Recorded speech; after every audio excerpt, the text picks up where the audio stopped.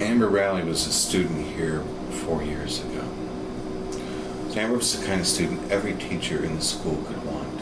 She was smart, she was hardworking, and above all, she was a kind and caring person. She was the kind of person who had everything that anybody could want.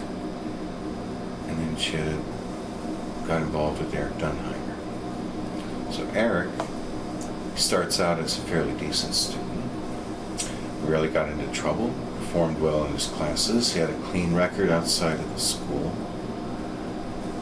It wasn't until his father left the family during his junior year that Eric started to go off the deep end. He got into a lot of fights with other students, started talking back to his teachers. He was arrested with a couple of friends for vandalizing an abandoned house downtown. So regardless of all of this, Amber, she felt herself drawn to him. And the two of them started dating in their senior year.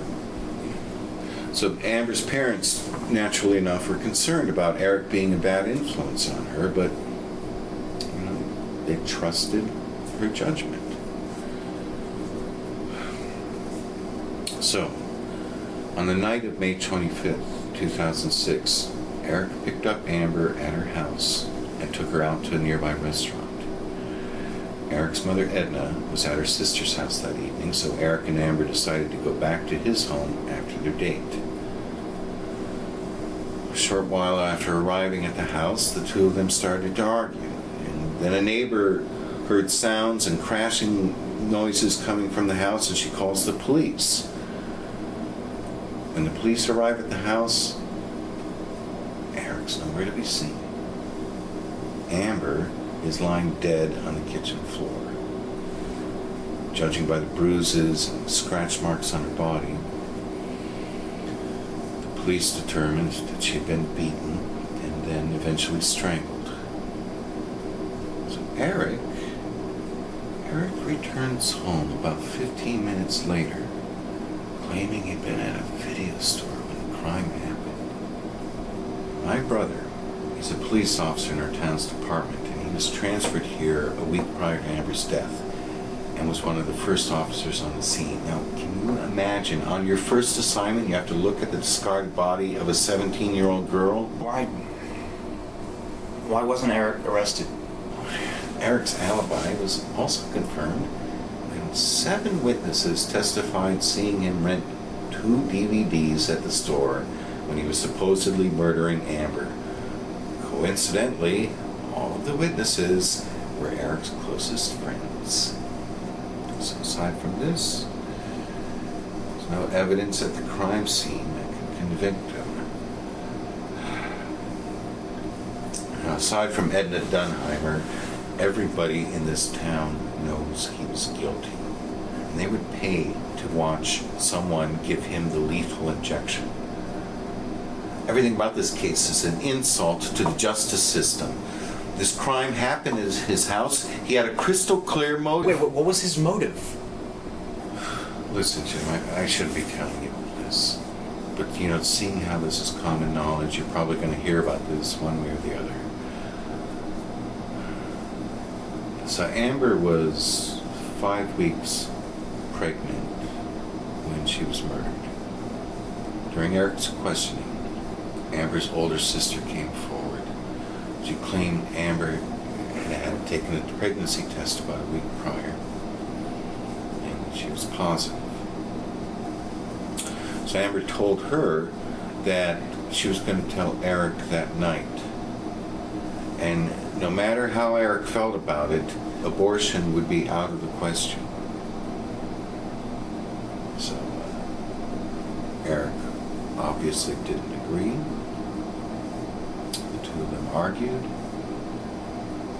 and Eric decided to take care of it. What was left at the scene Now, other than just... Jim, I've been reading your file. I know it states you plan to study criminal law. And I also know that your father's a prosecutor in San Diego. This case has been examined by dozens of investigators for the past 4 years. You're meddling with a cold-blooded killer who brutally murdered his girlfriend and his unborn child. I recommend you get as far away from this animal as possible and leave this to the authorities.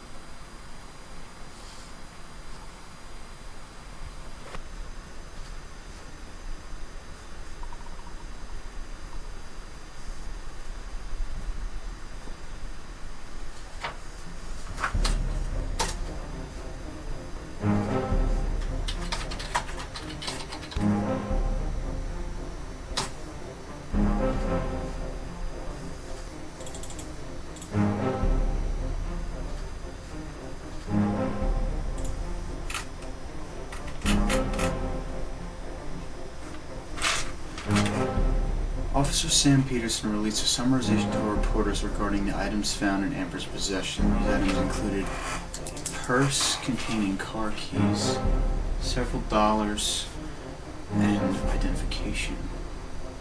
Jewelry found on Amber included 2 earrings and a necklace. Earrings, necklace.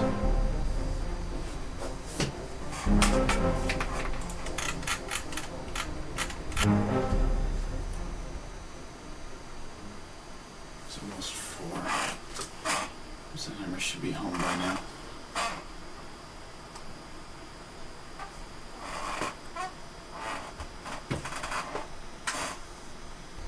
Hello? Hello? Hello? She'll be home tomorrow. I'll talk to her then.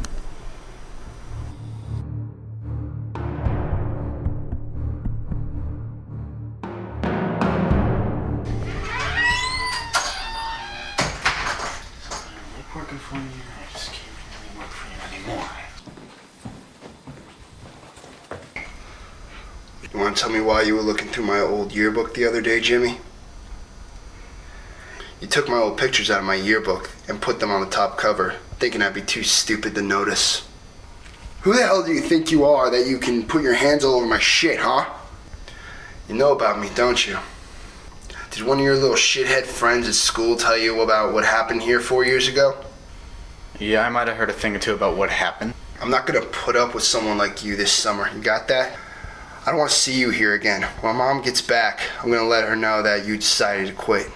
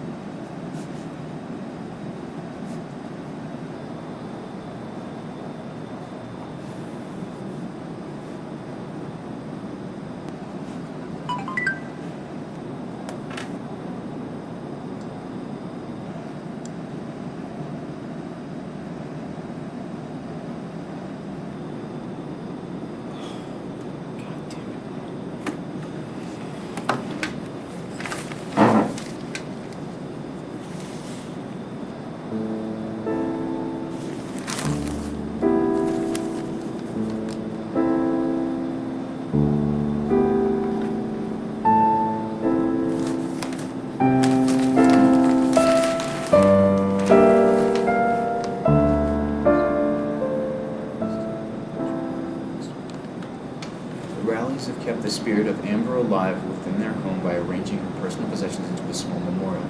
The memorial is composed of several yearbooks, an assortment of photographs, as well as her cell phone, class ring, and other jewelry that were found with her body on the items.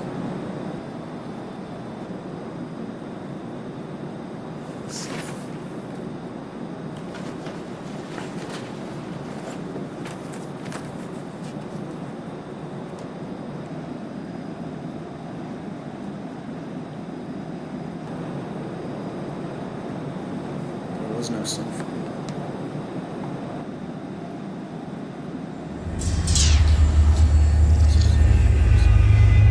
My brother is a police officer in our town's department and was one of the first officers on the scene.